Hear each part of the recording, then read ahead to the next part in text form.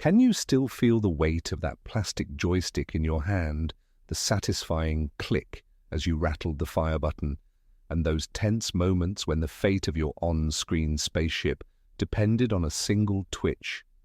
The 1980s brought living rooms to life with a glow that only arcade classics and home consoles could create. Back when the world was simpler and the biggest challenge of your day might have been setting the high score before. Dinner, that stubby red joystick, was your passport to endless adventure.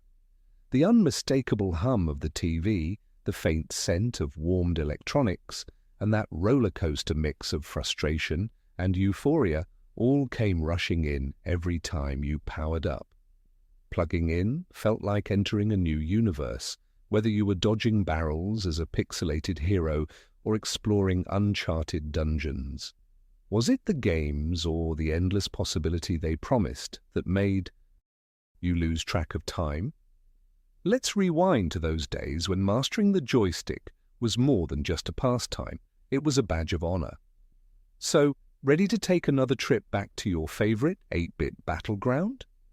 Step with me back to a time before touchscreens and wireless everything, when home gaming was on the cusp of an explosion and the humble joystick was about to become an icon.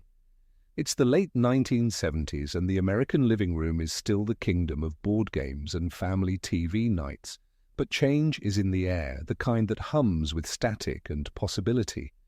Back then, if you were lucky enough to have a home computer or video game console, the old controller looked more like a remote control or even a chunky rotary dial. Then, almost overnight, everything shifted. The joystick, simple, sturdy, and direct, leapt from arcade cabinets and into our very homes. The world of play would never be the same. Let's rewind even further to the roots of the joystick story. Joystick history actually dates all the way back to the early 20th century, with its first uses in aviation for controlling aircraft. But it took decades before anyone looked at those simple levers and thought, what if we could steer something on a screen? The seed was planted in the 1960s with giant room-sized computers and professors tinkering with interactive experiments. Even the legendary game Space War used rudimentary hand controls. But the real turning point came with arcade fever in the 1970s. Suddenly, from pizza parlors to shopping malls, glowing cabinets called out for your quarters, and in your right hand, you'd grip that stick, commanding everything from spaceships to hungry little dots. The arcade joystick was a marvel, industrial, precise, built to survive thousands of hours of frantic play.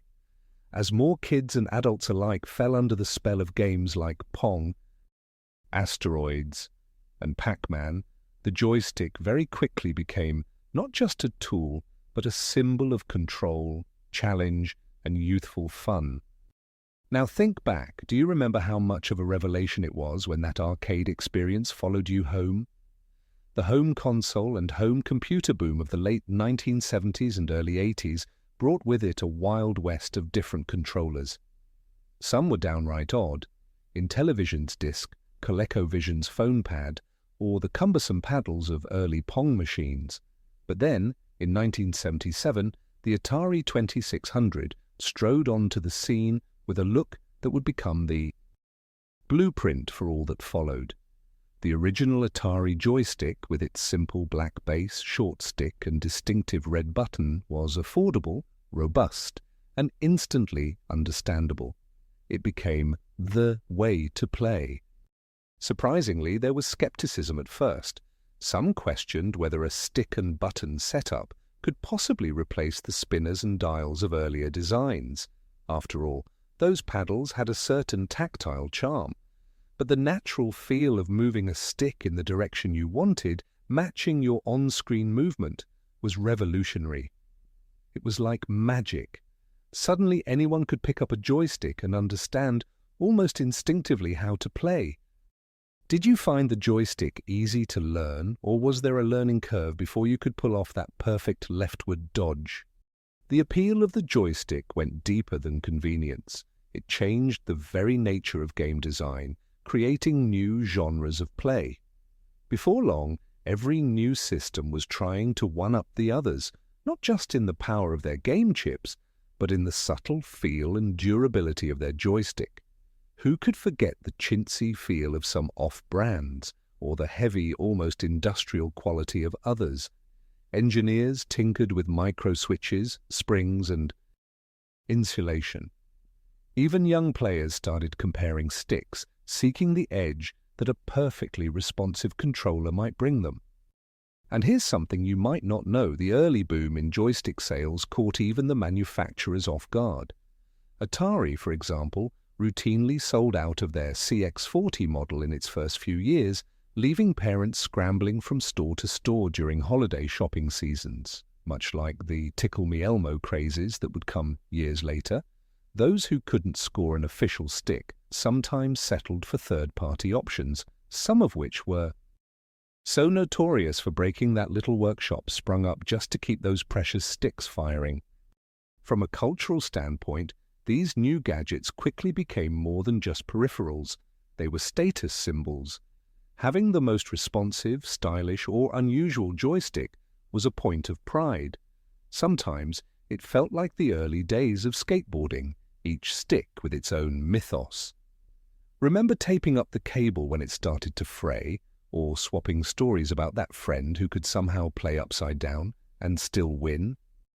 Let's not forget the family dynamic these joysticks created. Parents who once tutted at arcade games found themselves drawn in, hands curling unconsciously around the stick, to have a quick go. Siblings battled not only for the high score, but for the good joystick before a two-player match. A memorable 1983 survey revealed that nearly 70% of families with a game system had at least two joysticks to prevent those classic living room disputes. Did your household keep a spare? Or did someone always seem to get stuck with the stick that sometimes drifted left no matter what? As the joystick flourished, it spurred endless innovation just to keep up. Some early 80s manufacturers experimented with wild designs. Think Wico's Command Control bat handle with its sci-fi styling, or the massive QuickShot 2 designed for a professional arcade feel at home. To this day, the original click of a leaf switch or the thunk of a heavy-handed slam can shoot you right back there, heart-pounding, palms sweaty, headsetless, and content. There's even a story of a player in New Jersey who rigged up his own stick using the lever from a broken washing machine and a doorbell button just to get the edge in Frogger tournaments at home. The 1980s dawned with the joystick as king. Those early years set the pattern for how millions of us connected with electronic entertainment for the very first time. Whether jammed into an Atari, a Commodore 64, or a Tandy, every stick was a promise. Adventure was just a flick away. It wasn't only about the games, it was about the feeling of possibility in your own hands. And as the 80s rolled on, this little controller would launch not just pixels, but an entire culture. But the journey was only just beginning. The real revolution, the quest for innovation, new shapes, new technologies, was right around the corner. Because as any player from that era can tell you, the joystick wasn't content to stay the same for long. What came next would push the boundaries of imagination and design, setting the stage for a decade where the joystick would not only command the living room, but shape who we are as players, friends, and even families. So, as we grip the stick a little tighter and blow the dust from the cartridge, let's get ready to discover how the 80s joystick evolved and what surprises the next phase of its journey had in store. As we set down the joystick and let the glow of those pixelated adventures fade, it's impossible not to marvel at the lasting legacy those simple plastic controllers have left in our lives. Throughout the 1980s, the joystick was far more than just a tool for play. It was our trusted guide through new digital worlds, a passport for epic journeys we could embark on without ever leaving the living room. Each session started with that familiar sensation. Gripping a well-worn stick as the screen flickered to life, your thumb poised above that bright red fire button, your mind brimming with the belief that this could finally be the run that beat your highest score or cracked that impossible level.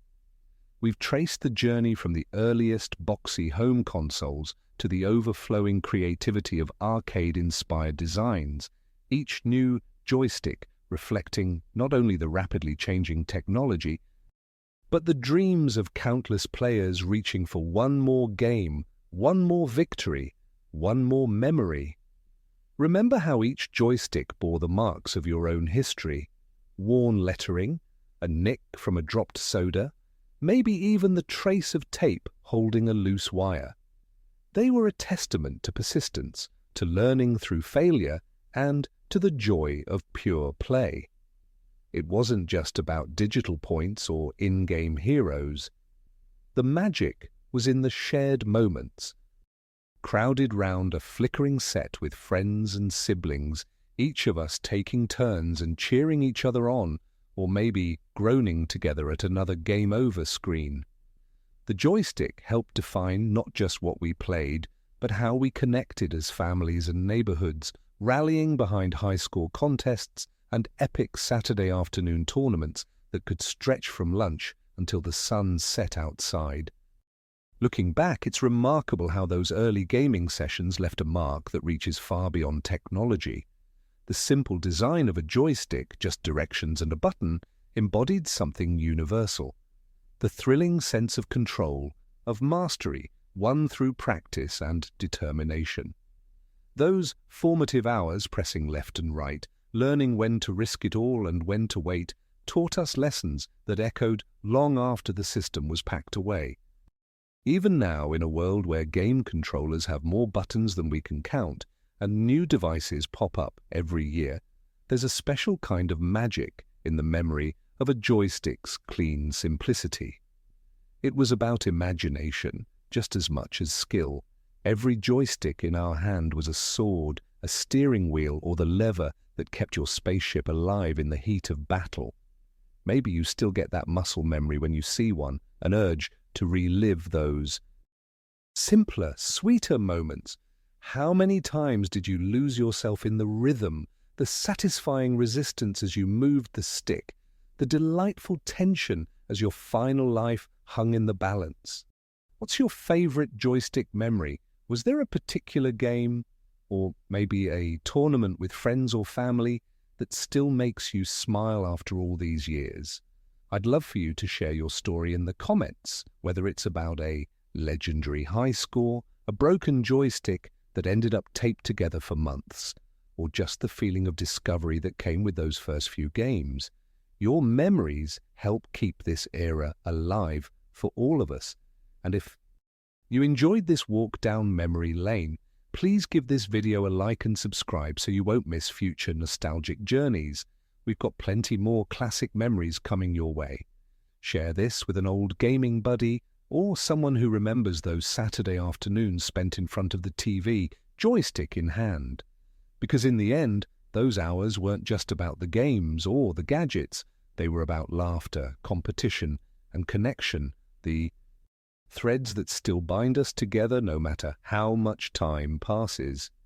So until our next adventure, keep your memories bright, your reflexes sharp, and remember, in every heart that once gripped a joystick, the game is never truly over. It's just waiting for you to press start again.